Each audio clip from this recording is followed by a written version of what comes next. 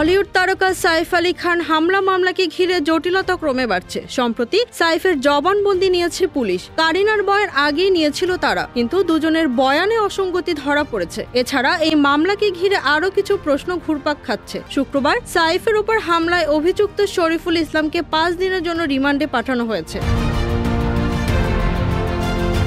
সব মিলিয়ে সাইফ আলী খানের মামলা নতুন মোড় নিয়েছে। সাইফ আর কারিনার বয়ান নিয়েও আলোচনা শুরু হয়েছে। বৃহস্পতিবার পুলিশ সাইফের জবানবন্দি নিয়েছে। সাইফের সঙ্গে তার স্ত্রী কারিনা কাপুর খানের বয়ানে অসঙ্গতি ধরা পড়েছে।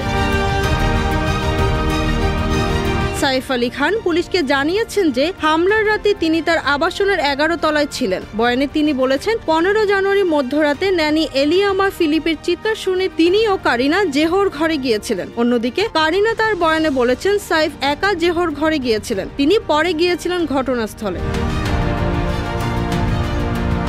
সাইফ আলী খান মামলায় শরীফুল ইসলাম 29 জানুয়ারি পর্যন্ত পুলিশি হেফাজতে থাকবেন। এরই মধ্যে তার ফরেনসিক পরীক্ষা হবে। Z news, Dhaka.